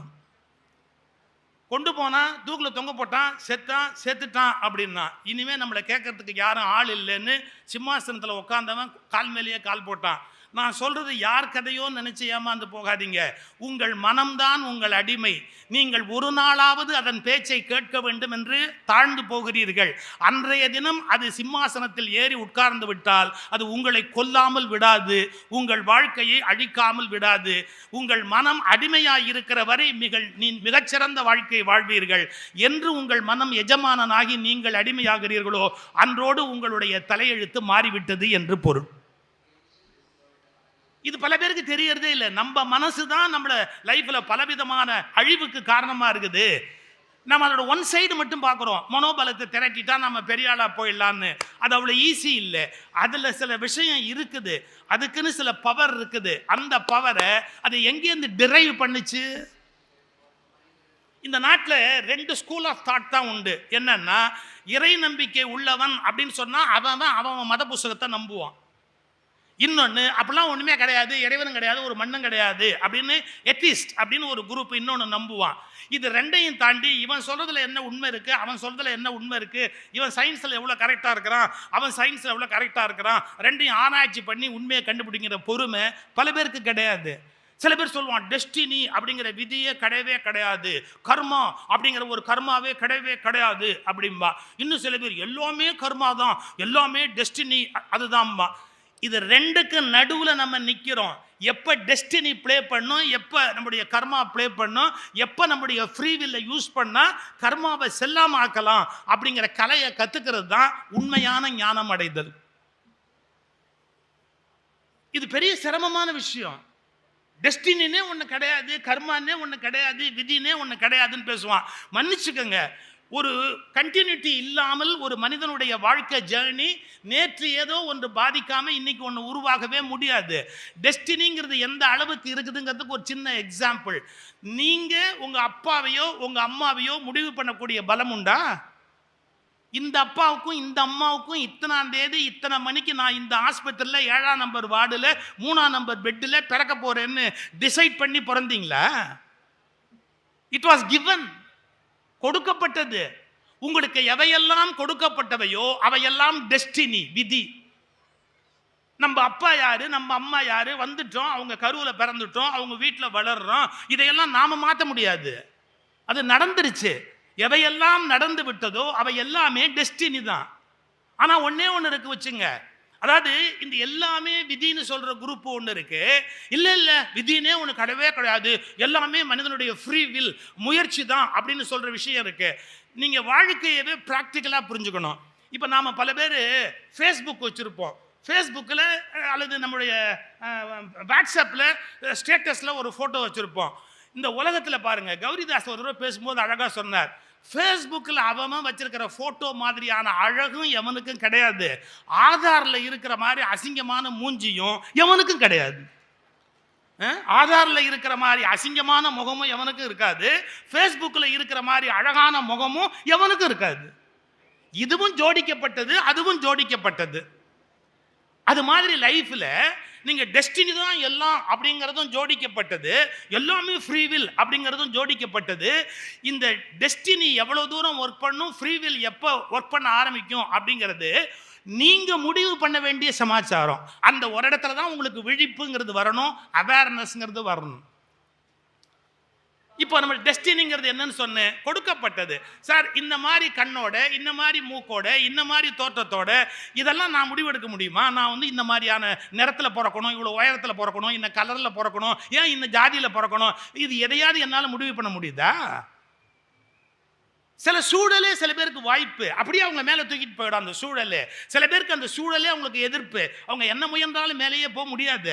அப்போ அது மாதிரி எவையெல்லாம் கொடுக்கப்பட்டவையோ அவை எல்லாமே என்னன்னு கேட்டா டெஸ்டினி. அது தரப்பட்டு விட்டது அப்படிங்கிறதுனால நீங்க வெளியிலேயே வர முடியாது அப்படின்னு ஒரு பொருள் அல்ல. நீங்க வெளியே வரத்துக்கு ஒரே ஒரு வாய்ப்பை உங்களுக்கு பிரபஞ்சம் கொடுத்துருக்குது, மூலப்பொருள் கொடுத்துருக்குது. அது எது வேணா பேரா இருக்கலாம். மூலப்பொருள் ஒன்று கொடுத்துருக்கு, அதுக்கு என்ன பேரு? Free will. எப்படி அது ஃப்ரீ வில்னு பேரு? பாருங்க, இந்த காலேஜில் படிக்கணும்னு நீங்க தீர்மானம் பண்றீங்க, கிடைக்கல, என்னமோ ஒரு காலேஜில் கிடைக்குது, அது டெஸ்டினி. வேற வழியே கிடையாது, அங்கதான் போய் படிச்சாகணும், வேற வழியே கிடையாது, டெஸ்டினி. ஆனா அங்க படிச்சா கூட நான் கவனமா படிச்சு என்னால முன்னுக்கு வர முடியுங்கிற முடிவை நீ எடுத்து உழைக்க ஆரம்பிச்ச அப்படின்னா நீ இந்த வாழ்க்கையில உயர முடியும். அப்ப டெஸ்டினிங்கிறது 50% பிளே பண்ற போது ஓ ஃப்ரீ வில்ல நீ ப்ராப்பரா யூஸ் பண்ணிக்கிட்டே வந்தேன்னா, அந்த அனதர் 50% கரெக்டா நான் யூஸ் பண்ணேன்னா டோட்டலா வாழ்க்கையை மாத்தி அமைக்கலாம். ஆனா 90% மக்கள் எப்படின்னு கேட்டீங்கன்னா, டெஸ்டினியை ரூல் பண்ண விட்டுருவாங்க. தங்கிட்ட இருக்கிற 10% பவரை எடுத்து 50% ஆக்கி அதை 100% ஆக்கக்கூடிய வேலையை அவங்க செய்யறது இல்லை. இதை செய்ய தொடங்குற போது என்ன ஆகுதுன்னு கேட்டா, நம்முடைய டோட்டல் லைஃப் கம்ப்ளீட்டா சேஞ்ச் ஆக ஆரம்பிக்குது. இது எல்லாத்தையும் மனதில் வைத்துக் கொண்டு பாரதி ஒரு வரி சொன்னா, மனதில் உறுதி வேண்டும், வாக்கினிலே இனிமை வேண்டும், நினைவு நல்லது வேண்டும், நெருங்கின பொருள் கைப்பட வேண்டும், கனவு மெய்ப்பட வேண்டும், கைவசமாவது விரைவில் வேண்டும், தனமும் இன்பமும் வேண்டும், தரணியிலே பெருமை வேண்டும், கண் திறந்திட வேண்டும், காரியத்தில் உறுதி வேண்டும். பெண் விடுதலை வேண்டும், பெரிய கடவுள் காக்க வேண்டும். கடைசியா ஒரு வார்த்தை சொன்னா, யாருக்குடா விதி மாறும்னா மண் பயனுற வேண்டும். இந்த உலகம் நல்லா இருக்கணும்னு யார் நினைக்கிறானோ அவன் தான் சரியான வாழ்க்கை வாழறான்னு அர்த்தம். நான் நல்லா இருக்கணும்னு நினைக்கிறவன் சரியான வாழ்க்கை வாழறான்னு பொருள் அல்ல. மண் பயனுற வேண்டும், வானகம் இங்கு தென்பட வேண்டும், உண்மை நின்றிட வேண்டும். பாரதி தன்னுடைய விருப்பத்தை பதிவு பண்றான். இந்த உலகத்துல உண்மை ஜெயிக்கணும், அப்படி ஜெயிக்கணும்னா என்னென்ன நடக்கணும் அப்படின்னு பட்டியல் போட்டான். அதில் முதல் விஷயம் மனதில் உறுதி வேண்டும். நான் முதலே சொல்லிட்டேன், மனம் என்பதே இன்னதுன்னு தெரியாது. அதில் subconscious mind 9 times powerful. Conscious மைண்டால் நீங்கள் எடுக்கிற முடிவை அந்த சப்கான்ஷியஸ் மைண்டை வச்சு ஜெயிக்கிறது கஷ்டம். புரிஞ்சுதா? ஒரு சின்ன உதாரணம் சொல்கிறேன். நான் ஒரு ஊருக்கு கிருத்திகையும் போது ஆடி கிருத்திகைக்கு பேசுறதுக்கு போயிருந்தேன். நான் போயிருந்த சந்தர்ப்பத்தில் பாடுறதுக்கு ஒருத்தர் வந்திருந்தார். அவர் அப்போ ரொம்ப பிரபலம். அவர் நான் யாருன்னு சொல்ல முடியாது, ரொம்ப பிரபலமான ஒரு பாடகர். அவர் வந்திருந்தார். படிவிழா அது. அவர் உட்காந்துருக்கிறாரு, நாங்கள்லாம் உட்காந்துருக்குறோம். அந்த வீட்டை பண்ணையார் வந்து பிரமாதமாக விருந்து, காலையில் வாங்க டிஃபன் சாப்பிடலாம்னு கூட்டிகிட்டு போகிறாரு. அருமையான விருந்து. இவரை கூப்பிட்டாங்க, யார் பாடகரையும் கூப்பிட்டாங்க, வாங்களேன் டிஃபன் சாப்பிட்டு வந்துடலாம். அவர் சொன்னார், கிருத்திகை நான் விரதம்னாரு. இன்னைக்கு கிருத்திகை நான் விரதம் அப்படின்னார். நாங்கள் போயிட்டோம், எங்களுக்கு என்ன அதை பற்றி என்ன கவலை, நாங்கள் பாட்டுக்கு போயிட்டோம். நாங்கள் சாப்பிட்டுட்டு வந்த உடனே அந்த பிரபலமான பாடகருக்கு மிருதங்கமும் தபேலாவும் ஒரு ஆள் வாசிப்பான். முகம் குறும்பு பிடிச்சவன் அந்த ஆள். அவன் நேராக அங்கேருந்து வந்து அந்த கையை அப்படி அப்படி அப்படி தேய்ச்சிட்டு அவர் மூக்கு கிட்ட வச்சு, அண்ணா இதை கொஞ்சம் மோந்து பாருங்களேன், அண்ணா இதை ஒரு நிமிஷம் மோந்து பாருங்களேன், அண்ணா இதை ஒரு நிமிஷம் மோந்து பாருங்களேன் அப்படின்னா. எதுக்குண்ணா? அந்த நெய் வாசனை. இந்த பாருங்க என்ன அந்த கேசரியே அது வாயிலேயே நிற்கலண்ணா, போட்டால் வழிக்கிண்டு போகிறது, அப்படி டப்புன்னு அப்படியே உள்ளே போயிடுது. இது கொஞ்சம் மோந்து பாருங்களேன். அடடா அந்த வடை இருக்க வடை ஃபஸ்ட்டு லேயரும் செகண்டு லேயரும், வடைக்கு லேயர் சொல்கிறான், ஃபஸ்ட்டு லேயரும் செகண்டு லேயரும் சம்பந்தமே இல்லை. தொப்பி மாதிரி மேலே நிற்கிறது அந்த வடை, கோல்டன் ப்ரௌன் கலர், அப்படி கம கம கம கம கமன்னு ஒரு வாசனையில் அப்படின்னு. இவர் இப்படியே பார்த்தாரு. அப்படியே சொல்கிற, ஆனால் என்ன பண்ணுறதுண்ணா இன்னைக்கு கிருத்திகையாக போயிடுது அப்படின்னா. அப்புறம் பார்த்துக்கலாம் வாடா போயிட்டேன். ஆடிக்கையாவது கிருத்திகையாவது 2 லேயரோட உளுந்த வடையை பார்த்ததுக்கப்புறம் அப்புறம் என்ன வேண்டியிருக்கு ஆடி கிருத்திகை? நீங்கள் ஒரு வினாடி யோசிப்பீங்க, இது என்ன பெரிய விஷயமானு. இப்போ சொல்லிட்டு போட்டுமா, உணவு விஷயத்தில் எவனுக்கு உறுதி இல்லையோ அவன் வாழ்க்கையில் உணர்வு விஷயத்திலும் அவனுக்கு உறுதி இருக்காது. எழுதி வச்சுங்க. உணவு விஷயத்தில் எவனுக்கு உறுதி இல்லையோ அவனுக்கு உணர்வு விஷயத்திலும் வாழ்க்கையில் உறுதி இருக்காது. இதை வச்சு தான் எல்லா ரிலிஜனுமே என்னமாவது ஒன்று சொல்லி பட்டினி போட்டான். இன்னைக்கு கிருத்திகை, முருக பக்தெல்லாம் பட்னியா கடை, வைகுண்ட ஏகாதசி வைஷ்ணவெல்லாம் பட்னியா கடை, இன்னைக்கு வந்து சிவராத்திரி, இன்னைக்கு சைவம்லாம் பட்னி கடை. என்னத்தையாவது சொல்லி ஒரு நாள் பட்னி போடணும். பட்னி போடுற போது நான் சொல்றதை என் வயிறு கேட்கணும், நான் சொல்றதை என் உடம்பு கேட்கணும். அப்ப எப்ப முடியும்னு கேட்டான், மனசுல உறுதி வந்தாதான் முடியும். இப்ப சொல்றேன், உணவில் உறுதி வராதவர்களுக்கு உணர்வில் உறுதி வராது. அந்த மனதில் இருக்கிற உறுதி பல அற்புதமான காரியங்களை கூட உலகத்தில் சாதிக்கும். நடத்த முடியாத செய்திகளை கூட இந்த உலகத்தில் நடத்தி வைக்கும். நீங்கள் நினைச்சே பார்க்க முடியாத பல சாதனைகள் எப்படி நடக்குதுன்னு கேட்டால், மனதில் இருக்கிற உறுதி தான். அந்த எண்ணங்களினுடைய வலிமை சேருகிற போது தான். அப்போ சப்கான்ஷியஸ் மைண்டு டோட்டலாக செயலிழந்து போய் உட்காந்துருக்கும். கான்ஷியஸ் மைண்டு என்ன நினைச்சதோ அந்த காரியம் நடக்க தொடங்கும். மனதில் உறுதி வேண்டும். ஆனால் அது மட்டும் இருந்தால் போராது. சிடு சிடுன்னு அடுத்தவன மனசு நோவை வச்சா நல்லாவா இருக்கும். வாக்கினிலே இனிமை வேண்டும். நம்ம எவ்வளவுதான் நல்ல கூர்மையான மனமாக இருந்தாலும் நம்ம வார்த்தையில் கடுமையான சொற்களை பயன்படுத்துவோம் அப்படின்னா மற்றவங்க நம்மளை விரும்ப மாட்டாங்க. நான் அடிக்கடி சொல்கிறது தான் சாய்ஸ் ஆஃப் வேர்ட்ஸ். நீங்கள் எப்படி வேணால் வார்த்தையை தேர்ந்தெடுத்துக்கலாம். ஒருத்தர் ரொம்ப அமைதியாக இருக்கிறாருன்னா எப்படி சொல்லலாம்? சார் பசு மாதிரி ரொம்ப சாஃப்ட்டு, சார் மாடு மாதிரின்னு சொல்லுங்க. பசுவுக்கும் மாடுக்கு என்ன பெரிய வித்தியாசம் இருக்கு? ஒன்றுமே இல்லை, ரெண்டும் தமிழ் தான். சார் பசு மாதிரி சாதுன்னா ஒத்துக்குவான், சார் மாடு மாதிரி அப்படின்னா ஒத்துக்குவாங்க. Choice of words. வார்த்தையை கரெக்டாக நம்ம தேர்ந்தெடுக்கணும். வாக்கினிலே இனிமை வேண்டும். நீ எது சொல்றியோ அதை சொல்லும்போது இனிமையோடு மற்றவங்களுக்கு சொல்றதுக்கு பழகணும். மனதில் உறுதி வேண்டும். வாக்கினிலே இனிமை வேண்டும்.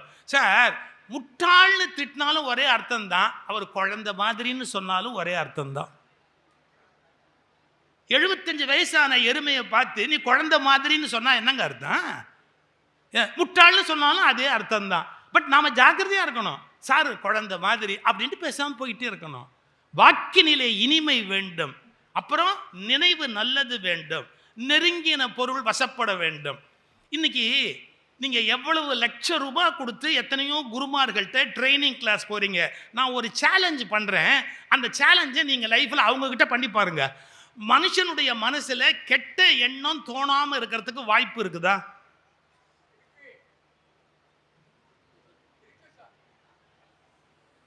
அவர் சொல்றாருங்கிறதுக்காக எல்லாத்தையும் நம்ப முடியாது. கெட்ட எண்ணம் தோணாத மனுஷன்னு ஒருத்தன் கூட உலகத்தில் இருக்க முடியாது. எழுதி வச்சுங்க. நான் சொல்றேன், எவ்வளவுதான் முயற்சி பண்ணாலும் எண்ணங்கள் தோன்றுகிற போது நல்ல எண்ணம் தோன்ற மாதிரியே கெட்ட எண்ணமும் உங்களுக்குள்ள தோணிக்கிட்டு இருக்கும். ஏன்னா உங்க மரபணுன்னு ஒன்று இருக்குது. இந்த மரபணு ஜெனட்டிக்ஸ்ல நீங்க எத்தனாவது பரம்பரையில் எங்கேருந்து வர்றீங்களோ அதுக்கு தகுந்த பிஹேவியர், அதுக்கு தகுந்த திங்கிங், அதுக்கு தகுந்த தாட்ஸு உங்களை அறியாமையே உங்களுக்கு உள்ளே வந்து கொப்பளிச்சுக்கிட்டு வரும். இது ஒரு சினிமாவில் ஒரு படத்தில் கமலஹாசன் சொல்லி காட்டுவார். என்ன அனாவசியமாக சீண்டாத, எனக்குள்ள ஒரு மிருகம் இருக்குது. அந்த மிருகம் இவ்வளோ நாள் எங்கே போயிருந்தது? இவ்வளோ நாள் அந்த மிருகம் எங்கே போயிருந்தது? அது எப்போ வெளிப்படும்னு தெரியாது. ஏன் தெரியாது? அது உள்ளே தான் இருக்கும். ஆனால் எப்போ வெளியில் வரும்னு தெரியாது. இப்போ எல்லா ஸ்கூல் ஆஃப் தாட்லையும் என்ன சொல்லி கொடுக்குறான்? நீ வந்து நல்ல எண்ணங்கள் உள்ளவனாக மாற வேண்டும். தீய எண்ணங்களை முற்றிலும் அழித்து விட வேண்டும். தீய எண்ணத்தை அழிக்கிறதுக்கு எந்த சாமியாராவது ஒரு டெக்னிக் சொல்ல பார்ப்போம். தீய எண்ணத்தை எப்படி அழிக்கிறது? தப்பான எண்ணம் வருது, அந்த தீய எண்ணம் வராமல் இருக்கிறதுக்கு, இல்லை வந்துட்டா அதை எடுத்து போடுறதுக்கு என்ன இன்ஸ்ட்ருமெண்ட் அவைலபிள்? இப்போ பாருங்களேன், ஒரு இடத்துல வந்து தப்பா அரிசியில கல் இருக்குது பாருங்க, கையை வச்சு இப்படி பொறுக்கி இப்படி வெளியே எடுத்து போடலாம். சில அரிசியில திருவண்ணாமலையே இருக்குது, அப்படி எடுத்து தூக்கி அந்தாண்ட போட்டுடலாம். ஏதோ ஒரு கிடுக்கி இருக்குது, அந்த கிடுக்கியில் ஒரு சின்ன தலைமுடி கிடக்குதுன்னு வச்சுங்க, அந்த கிடுக்கியை யூஸ் பண்ணி அந்த தலைமுடியை அப்படி எடுத்து அப்படி தூக்கி வெளியே போடலாம். எங்க உங்களுக்குள்ள இருக்கிற கெட்ட எண்ணத்தை எதை வச்சு பிடிச்சி எப்படி தூக்கி வெளியே போடுவேன்னு சொல்லுங்க. கெட்ட எண்ணமே இல்லாத இந்த உலகத்தில் இருக்கிறான்னு நினைக்கிறீங்களா? நீங்க விரும்பினாலும் விரும்பாட்டாலும் கெட்ட எண்ணம் வரும். நீங்க விரும்பினாலும் விரும்பாட்டாலும் சமயத்தில் கெட்ட வார்த்தையே உள்ளேந்து வரும். நல்ல வேளை நமக்குள்ள ஒரு லேயர் இருக்கு. அதாவது ஸ்டெபிலைசர் வச்ச மாதிரி, பவர் பிளக்சுவேஷன்ல காப்பாற்றுறதுக்கு ஒரு ஸ்டெபிலைசர் வச்ச மாதிரி நமக்குள்ள ஒரு ஸ்டெபிலைசர் இருக்கிறதால அது வெளியே வரல, அவ்வளவுதான். அந்த ஸ்டெபிலைசர் அவுட் ஆயிட்டா மனநல மருத்துவமனைக்கு போக வேண்டியது தான். ஏன்? அவங்க எல்லாத்தையும் ஓப்பனாக அப்படியே பேசிடுவாங்க. மனசில் என்ன இருக்கோ அது எதையுமே சொல்ல மாட்டாங்க. அந்த திருட்டு பைய வராம்பார் அப்படிம்பாங்க. நாம் நினச்சிக்குவோமே ஒழிய சொல்ல மாட்டோம். இனிமேல் சொல்ல ஆரம்பித்தோம்னா நாமளும் மனநல மருத்துவமனைக்கு போக வேண்டிய அவசியம் கட்டாயமாக வந்துடும். ஏன்னா நம்ம ஸ்டெபிலைசர் இன்னும் பிரமாதமாக ஒர்க் பண்ணுது. அதாவது என்ன நினைக்கிறோமோ அதை சொல்லாதபடி தடுக்கிறதுக்கு நமக்குள்ள ஒரு வலிமையான ஒரு இன்ஸ்ட்ருமெண்ட் காத்துக்கிட்டு இருக்குது. ஸ்டெபிலைசர் புடிங்கிச்சுன்னு வச்சுங்க, அவ்வளவுதான். பவர் ஃப்ளக்சுவேஷன்ல நீங்க ஆரம்பிச்சிருவீங்க, உளர ஆரம்பிச்சிருவீங்க. யாரை பத்தி என்ன தோணுதோ உண்மையை சொல்லுவீங்க. இந்த ஏதோ ஒரு படத்துல சுப்பையா சொல்வார், ஒரு வார்த்தை சொல்லிக்கிட்டுமா, ஒரு வார்த்தை சொல்லிக்கிட்டுமா, ஒரு வார்த்தை சொல்லிக்கிட்டுமா அப்படிம்பார். அப்படி எல்லா மனசுல இருந்தோ நல்லதோ கெட்டதோ உள்ள என்ன வருதோ வெளியே வந்து பாஞ்சுக்கிட்டே இருக்கும், நிறுத்த முடியாது. இப்ப சொல்லிட்டு போறேன், உங்க மனசுல கெட்ட எண்ணம் இருந்ததுன்னா அதை எடுத்து போடுறதுக்கு நான் டெக்னிக் சொல்லி தரேன்னு எந்த சாமியார் சொன்னாலும், இல்லை எந்த குருமார் சொன்னாலும், எந்த பெரிய மனுஷன் சொன்னாலும் இம்பாசிபிள் எழுதி வச்சுங்க. அப்ப அது என்னதான் பண்றது? அப்ப கெட்ட எண்ணத்தை நம்ம ஏதாவது வேற ஏதாவது பண்ண முடியாதா? அது உள்ளதான் இருக்குமான்னா இல்லை, ஒரே ஒரு வழிதான் இருக்கு. அதுக்கு ஒரே ஒரு வழிதான் இருக்கு. என்ன வழி தெரியுமா? ஏகப்பட்ட நல்ல எண்ணங்களை நீங்களா வளர்த்துக்கிட்டீங்கன்னா உள்ள இருந்தாலும் வளர முடியாதபடி அது நசுங்கி போகுமே ஒழிய அதனால அழிய முடியாது. இவ்வளவுதான். இதை கற்றுக் கொடுத்தாச்சுன்னா வாழ்க்கையில நீங்க இதை சொல்லிக் கொடுக்கறதுக்கு நிறைய பேர் தாடி மொட்டை எல்லாம் வச்சு 5 லட்சம் ரூபாய் 6 லட்சம் ரூபாய் வாங்கிட்டு இருக்கிறான். நான் இவங்க கொடுக்க போற 10,000மோ 15,000மோ அந்த புத்தக கண்காட்சியில் வாங்கிட்டு இதை மாதிரி சொல்லிட்டு போறேன். இந்த பைத்தியக்காரத்தனத்துக்கு தான் என்ன திட்டுறான், அவ்வளவுதான் வித்தியாசம். நானும் ஒரு மொட்டை கிட்ட அடிச்சு தாடி கீடி வச்சேன்னு வச்சுங்க, 5 லட்சம் ரூபாய் ஒரு கிளாஸுக்கு பிடுங்கினேன்னா நானும் பெரிய ஆளா ஆயிடலாம். ரொம்ப ஈஸி. அது தாடி தானாவே வளரும், மொட்டை தான் செலவு பண்ணி அடிக்கணும். Very easy. ஏன்னா இன்னும் கொஞ்சம் ஜிப்பாவை நீளமா போடணும். இதை இன்னும் கொஞ்சம் கால் அளவு மறைக்கிற அளவுக்கு போடணும், அவ்வளோதான் வித்தியாசம் இல்லையா? நீங்கள் உங்கள் மனசில் இருக்கிற கெட்ட எண்ணத்தை வெளியே தூக்கி போடணும்னா அதை எடுத்து போடுறதுக்கு கிடுக்கி இல்லைங்க, அதை எடுத்து போடுறது எப்படிங்கிறதுக்கு பயிற்சி இல்லைங்க. சில பேர் சொல்லி கொடுப்பான், நீ சுவாசத்தை உள்ளே எடுத்து உள்ளிருந்து வெளியே சுவாசத்தை விடுகிற போது அந்த சுவாசத்தின் வழியாக கெட்ட எண்ணங்கள் வெளியே போக முடியாது. எவ்வளவு நாள் தான் புருடா விடுவீங்க? எவ்வளவு நாள் புருடா விடுவீங்க நீங்க? அப்படி சுவாசத்தை வெளியே விடும்போது உள்ளே அந்த கெட்ட எண்ணம் டேங்னு அது வழியா வெளியே போயிடுமா? எவ்வளவு கோமாளித்தனமா பேசுறாங்க தெரியுங்களா? இன்னைக்கு சொல்றேன் பாருங்க, உங்க மனசுல இருக்கிற கெட்ட எண்ணத்தை எடுத்து போட முடியாது, அது அப்படியே இருக்கும். இப்போ நல்ல சைக்காலஜி படிச்சவங்களை கேளுங்க, நம்ம மூளையில லேயர் லேயர் லேயர் லேயரா தான் படிஞ்சிருக்கும். என்ன தெரியுமா? உங்க 5 வயசு லேயர், உங்க 7 வயசு லேயர், உங்க 10 வயசு லேயர், உங்க 12 வயசு லேயர், உங்க 20 வயசு லேயர், உங்க 80 வயசு லேயர், இப்படி லேயர் லேயர் லேயர் லேயரா இருக்கும். ஒரு லேயர் உள்ள போனதுனால அது மறந்து போயிடுச்சு, அவ்வளவுதான்.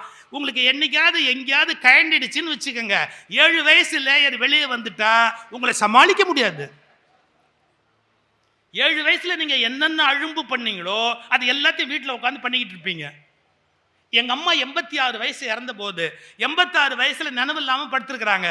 திடீர்னு ஒரு பேர் சொல்லி, அவ வாடி, ஏண்டி இன்னும் வரமாட்டேங்கிற, ஏண்டி இன்னும் வரமாட்டேங்கிற அப்படின்னு என்னமோ சத்தம் போடுறாங்க. எங்களுக்கு ஒரு 10 நிமிஷம் ஒன்றும் புரியல. அப்புறமா கொஞ்சம் பழிச்சு கொஞ்சம் அவங்க நார்மல் ஸ்டேஜுக்கு வந்ததுக்கு அப்புறம், அம்மா நீ இப்போ ஒரு பேர் சொன்ன, அந்த பேர் சொல்லி அவளை வாடின்னு கூப்பிட்ட, யாரு? என் கூட 6ஆம் கிளாஸ் படித்த ஃப்ரெண்டு. ஏன் சார், 6ஆம் கிளாஸ் அவங்க கூட படித்த ஃப்ரெண்டை 86வது வயசுல நினைவு கூர்ந்து சொல்றாங்க. என்ன அர்த்தம்? இந்த வாழ்க்கையில் இருக்கிற பெரிய அற்புதம் என்னன்னு கேட்டா, நீங்க பிறந்ததுலேருந்து இல்ல கருவுல உருவானதுலேருந்து உங்களுடைய நினைவுகள் நினைவு அடுக்குகளாக ஒன்று மேல ஒன்று ஒன்று மேல ஒன்று அப்படியே பதிஞ்சுக்கிட்டே இருக்கும். அதனால தான் சார் 70 வயசு ஆனாலும் சில பேர் இந்த 17 வயசு பையன் பண்ற அட்டூழியம் பண்ணிக்கிட்டே இருப்பான். சில தாத்தா பார்த்துறீங்களா, ரிமோட்டை பேரண்ட்டை கொடுக்க மாட்டான். பேரும் பார்த்துக்கிட்டு இருக்கும்போது பின்னாடி போய் டபக்கன் அப்படி பிடிங்கிட்டு தரமாட்டேனே அப்படின்பா. ஏன்? இப்போ 7 வயசு முடிச்சுக்கிச்சுன்னு அர்த்தம். உள்ள இருந்து அவன் சாக்லேட்டை திருடி திம்பான். யாரு? பேரன் சாக்லேட்டை இவன் திருடி திம்பான். நீங்க ஒன்றும் பண்ண முடியாது. வேணும்னா ருத்ரன்ட்டையோ இல்லாட்டி வேற யார்ட்டையோ ஷாலினிட்டையோ யார்ட்டையாவது கூட்டிகிட்டு போனால் அதுக்குன்னு ஒரு மாத்திரையை வச்சுருக்காங்க, அது தூக்கி உள்ளே போட்டாங்கன்னா டேங்னு அது மறுபடியும் அப்படியே மூடிக்கும். அப்புறம் பாட்டுக்கு அப்படியே பேசாமல் முன்னு உட்காந்துருப்பான். அதான் பாசிபிள். இப்போ நான் சொல்கிறது என்னன்னு கேட்டிங்கன்னா, உங்களுக்கு லேயர் லேயராக இந்த எண்ணங்கள் பதுங்கி விடுவதால் என்ன நடக்கும் அப்படின்னு கேட்டால், எந்த எண்ணமுமே நம்மக்கிட்ட பதிஞ்சது அழியறது இல்லை. இப்போ நான் என்ன டெக்னிக் சொல்கிறேன் அப்படின்னா, இதை எடுக்க முடியாது வெளியில். ஆனால் நல்ல எண்ணங்கள் எவ்வளவுக்கு எவ்வளோ அடுத்த அவனுக்கு செய்யலாமா, இந்த பிள்ளையை பள்ளிக்கூடத்தை படிக்க வைக்கலாமா, அந்த ஆஸ்பத்திரிக்கு போய் உதவலாமா, உதவும் கரங்களில் போய் அந்த குழந்தையை தூக்கி கொஞ்சலாம். நீங்கள் 1.5 லட்சம் 2 லட்சம் தானம் பண்ண வேணாங்க. இந்த உதவும் கரங்களில் சில குழந்தைங்க பிறந்து தாய் தகப்பை விட்டுட்டு போயிருக்கான். அந்த குழந்தையை எடுத்து இப்படி ஒரு முத்தம் கொடுக்க மாட்டாங்களா, தன்னை யாராவது கட்டி அணைக்க மாட்டாங்களா, அந்த குழந்தை ஏங்கும். இன்னைக்கு சொல்கிறேன், அந்த மாதிரி தாய் இல்லை தகப்பன் இல்லைன்னு நினைக்கிற 8 மாச குழந்தையை எடுத்து நீங்கள் முத்தம் கொடுத்தா 10 கோயில் கட்டி கும்பாபிஷேகம் பண்ணா என்ன புண்ணியமோ அந்த புண்ணியம் உங்களுக்கு சத்தியமா உண்டு. ஏன்? அதுக்கு அம்மா இல்லை, அதுக்கு அப்பா இல்லை, அதுக்கு முத்தம் கொடுக்க ஆளே இல்லை. அந்த குழந்தைக்கு யாருமே இல்லை. நீங்க அள்ளி எடுத்து அந்த குழந்தைய கட்டி அணைச்சு ஒரு முத்தம் கொடுத்து உனக்கு என்ன வேணும்னு கேட்டீங்கன்னா, அது எவ்வளவு பெரிய நல்ல எண்ணம், எவ்வளவு பெரிய நல்ல கருத்து, நல்ல சிந்தனை. அப்படி போடணும். இதை நான் சயின்டிஃபிக்காக புரிய வைக்கிறேன். அது எப்படி சார், நல்ல எண்ணங்களை நிறைய போட்டால் அது காணாமல் போயிடுமான்னா, இது பாருங்களேன், ஒரு வாட்டர் டேங்க்கு. இந்த வாட்டர் டேங்க்கில் சாக்கடை தண்ணி நிற்கிது. இந்த வாட்டர் டேங்க்கில் ரொம்ப அழுக்கு ஜாஸ்தி ஆயிடுச்சு, கார்பன் டை ஆக்சைடு கூட்டிடுச்சு. இதை நீங்கள் க்ளீன் பண்ணணும் அப்படின்னு நினச்சிங்கன்னா, இதை க்ளீன் பண்ணுறது எப்படி? அவுட்லெட் இல்லை, ஆனால் இதை க்ளீன் பண்ணணும் அப்படின்னு நினச்சிங்கன்னா ஒரு வழி இருக்குது. நல்ல தண்ணியை டியூபில் எடுத்து இந்த கண்டெய்னரில் விட்டுக்கிட்டே இருந்தீங்கன்னா பாருங்க, கொஞ்சம் கருப்பாகும், அப்புறம் இன்னும் கொஞ்சம் கருப்பு குறையும், அப்புறம் இன்னும் கொஞ்சம் கருப்பு குறையும். ஒரு ஸ்டேஜுக்கு அப்புறமா கம்ப்ளீட்டாக அது உள்ளே போய் வாஷ் அவுட் பண்ணி வெளியில் எவ்வளவு நல்ல தண்ணி இருக்கோ அந்த அளவுக்கு பாத்திரத்துக்குள்ளேயும் நல்ல தண்ணி மொத்தமாக இருக்கிற மாதிரி மாறும். இப்படி மாத்தினாதான் அந்த கெட்ட தண்ணியை நல்ல தண்ணியா மாற்ற முடியுமே ஒழிய அது உள்ளேந்து இருக்கிற ஒவ்வொரு கார்பனையும் வெளியே எடுக்க முடியாது. இதை யார் கண்டுபிடிச்சா தெரியுமா? லண்டன்ல தேம்ஸ் நதி சாக்கடையா ஆயிப்போச்சு. தேம்ஸ் நதி முழுக்கவே சாக்கடையா ஆயிப்போச்சு. அது சாக்கடையா ஆன உடனே அந்த சாக்கடையை கிளீன் பண்றது எப்படின்னு ரொம்ப கடாத பாடுபட்டு என்ன பண்ணாங்க தெரியுங்களா? டன்னா ஆக்சிஜனை கொண்டு போய் உள்ள பம்ப் பண்ணாங்க. அந்த லண்டன் தேம்ஸ் நதியில் செத்து போச்சு மீனெல்லாம், ஏன்னா கார்பன் டை ஆக்சைடு கூடி போய். அப்புறமா டன்னா கொண்டு போய் ஆக்சிஜனை சப்ளை பண்ண உடனே உள்ளேந்து அந்த கெட்ட தண்ணீர் கார்பன் எல்லாம் வெளியேறி என்ன ஆயிப்போச்சு? அதன் பிறகு தேம்ஸ் நதி மீண்டும் உயிர் பெற்று ஒரு நல்ல நதியா ஓட ஆரம்பிச்சது. நான் இதைத்தான் உங்களுக்கு சொல்றேன். உங்க மனம் சில கெட்ட எண்ணம் நிறைஞ்சிருந்தா நல்ல எண்ணங்களால் நீங்கள் நிறைப்பதன் மூலம் உள்ளே இருக்கிற கெட்ட எண்ணம் செயலிழந்து போவதற்கு நிறைய வாய்ப்பு இருக்கிறது. இது ஒண்ணுதான் மனிதன் தன்னை மாற்றி அமைப்பதற்கான வழி. இன்னொரு ஸ்டேஜ் இருக்கு. அவர் சொன்னது நான் தப்புன்னு சொல்ல மாட்டேன். அவருக்கு ஏதோ ஒரு ரகசியம் தெரிஞ்சதால அதை சொன்னாரு.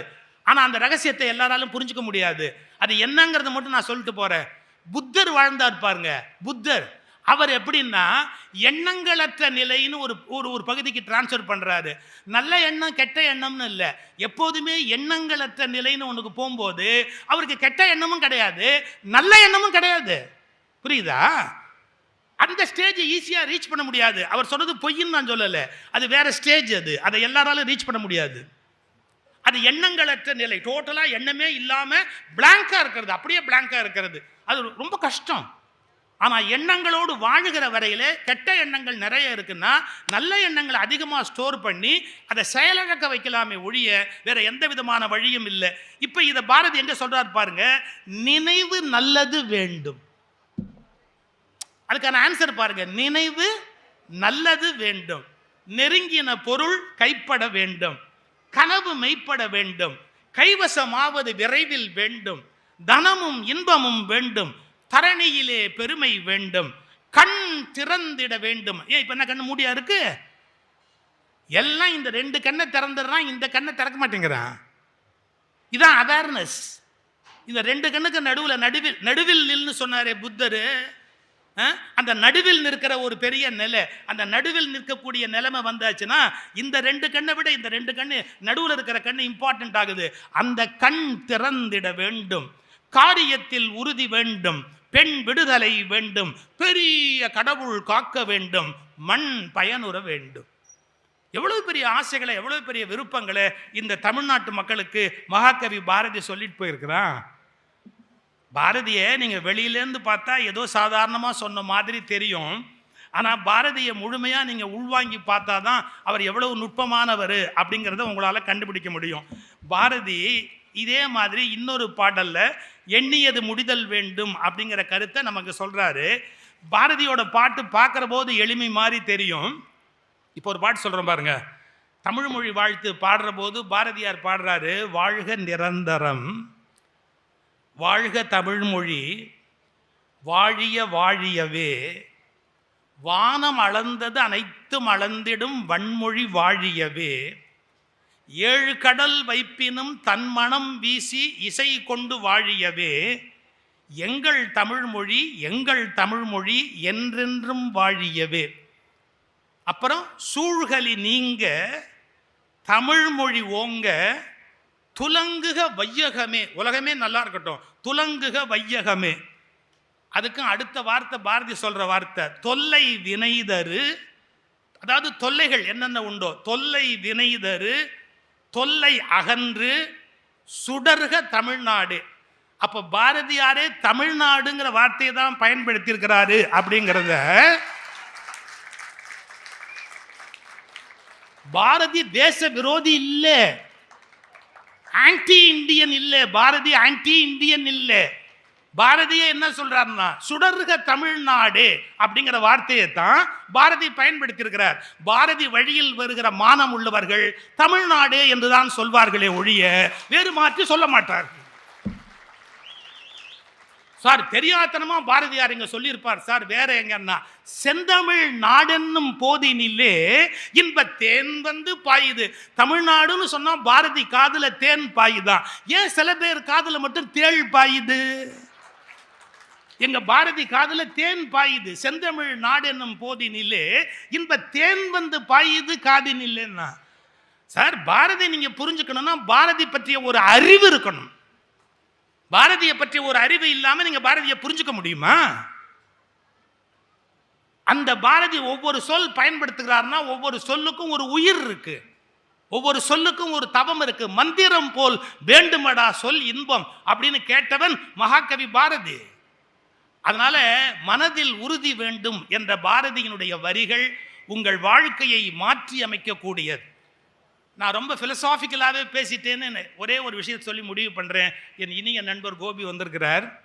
ரொம்ப அருமையான சொற்களையும் செய்திகளையும் அவர் உங்களுக்கு கொடுப்பார். எப்படி உறுதி வேணுங்கிறதுக்கு ஒரே ஒரு இன்சிடென்ட் மட்டும் சொல்லி முடிச்சிடுறேன். கோகுலு எவ்வளோ பெரிய ஆர்டிஸ்ட். கோகுலு அவர் மாதிரி ஒருத்தர் வரைய முடியுமா? கோகுலு, துப்பறியும் சாம்பு, தில்லான மோகனாம்பாள், கோகுலுவோட படத்தில் எவ்வளோ எவ்வளோ எவ்வளோ அதிசயம் நடந்திருக்கு. விகடனில் இருந்தார் கோகுலு, ஓவியர் கோகுலு. அவர் அவ்வளவு அருமையாக வரைகிறவருக்கு ஸ்ட்ரோக் வந்து வலது கை போயிடுச்சு. கொடுமை இல்லை? கொடுமை இல்லை? ஸ்ட்ரோக் வந்து வலது கை போயிட்டா ஒரு ஓவியருக்கு எவ்வளோ பெரிய நஷ்டம், எவ்வளோ பெரிய கஷ்டம். அப்புறம் வரைய முடியுமா? வரைய முடியாது. கோகுலுக்கு ஸ்ட்ரோக் வந்து வலது கை போயிடுச்சு, வரையல.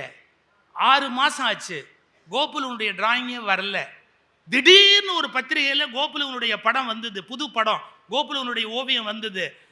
நம்ம திருப்பூர் கிருஷ்ணன் இங்கேருந்து புறப்பட்டாரு. நேராக போய் கோகுலுவை பார்த்து, ரொம்ப சந்தோஷம், உங்கள் படத்தை பார்த்தோட நான் அசந்துட்டேன், அதான் மறுபடியும் உங்களுக்கு கை நல்லபடியாக வந்துருச்சுன்னு நினைக்கிறேன், அருமையாக வரைஞ்சிருக்கிறீங்க. அவர் சொன்ன பதில் சொல்லட்டுமா? கிருஷ்ணன், நான் ஆர்டிஸ்ட்டு, ஸ்ட்ரோக் போட்டு போட்டு தான் படம் வரைவேன். ஸ்ட்ரோக்னா அப்படி ஒரு கோடு, இப்படி ஒரு கோடு, இப்படி ஒரு கோடு, இப்படி ஒரு கோடு போட்டால் 80 வயசு பாட்டி ஆகிடும், இப்படி ஒரு கோடு போட்டால் 8 வயசு பொண்ணாயிடும். அதான் ஓவியத்தில் இருக்கிற ஆற்றல். நான் ஸ்ட்ரோக் போட்டு போட்டு ஓவியம் வரைஞ்சேன், அதான் எனக்கே ஒரு ஸ்ட்ரோக் போடணும்னு பகவான் ஸ்ட்ரோக் போட்டான். இதோடு முடிஞ்சு போச்சு, இனிமேல் என்னால் வரைய முடியாது அப்படின்னு நான் நினச்சேன். இதுக்கப்புறம் நான் எங்கே வரைய போகிறேன் அப்படின்னு நினச்சேன். அப்புறம் திடீர்னு ஒரு நாள் தோணித்து, நான் என்ன ப்ரெஷ்ஷு வச்சு வரைகிறேன்னா ப்ரெஷ்ஷாக வரைகிறது, நான் ப்ரெஷ் வச்சு வரைகிறேன்னா ப்ரெஷ்ஷாக வரைகிறது. ப்ரெஷ்ஷை கை சும்மா பிடிச்சின்னு இருக்கேன், ப்ரெஷ்ஷு வரையலை. என் மூளை தான் அந்த படத்தை வரைகிறது கண்டுபிடிச்சிட்டேன். ப்ரெஷ்ஷு ஒன்று போயிடுத்துன்னு சொன்னால் அதுக்காக ப்ரெஷ்ஷு போயிடுத்து நான் வரையாமல் இருக்க முடியுமோ? ப்ரெஷ்ஷை தூக்கி போட்டுட்டு வேறு ப்ரெஷ்ஷை எடுத்துக்குவேன் பார், அது மாதிரி வலது கையை தூக்கி போட்டுட்டு இடது கையை இப்போ எடுத்துனுட்டு நான் வரைய ஆரம்பிச்சிட்டேன். என்ன ஒரு ஓவியத்தை என்ன ப்ரெஷ்ஷாக வரைகிறது? மூளை தானே வரைகிறது. ஒரு ப்ரெஷ்ஷு போயிடுச்சுன்னா யாராவது வரையாமல் இருப்பாளா? அதுக்காக நான் வலது கையால் வரைஞ்ச மாதிரி ப்ரெஷ்ஷு போயிடுத்து, வலது கையை தூக்கி போட்டுட்டு இடது கையால் வரைகிறதுக்கு ட்ரை பண்ணேன். ஒரு 6 மாதம் ஆயிடுத்து, வந்துடுதுன்னு. இதான் சார் மனதில் உறுதி வேண்டும். வணக்கம், நன்றி. ராஜாத்தி குங்குமம் தொட்டால் ஒட்டிக்கொள்ளும் தன்மை, நெற்றியில் இட்டால் புண்ணாகாது உண்மை. பல வண்ண கலர்களின் பெருமை, இதுதான் ராஜாத்தி குங்குமத்தின் மகிமை. ராஜாத்தி குங்குமம் வைத்தால் அதிர்ஷ்டம் உங்களை தேடி வரும். 30 ஆண்டுகளாக மக்களின் நன்மதிப்பையும் பாராட்டுகளையும் பெற்றது. பெண்களின் அழகுக்கு அழகு சேர்ப்பது ராஜாத்தி குங்குமம். தமிழகமெங்கும் அனைத்து கடைகளிலும் கிடைக்கும். For trading enquiry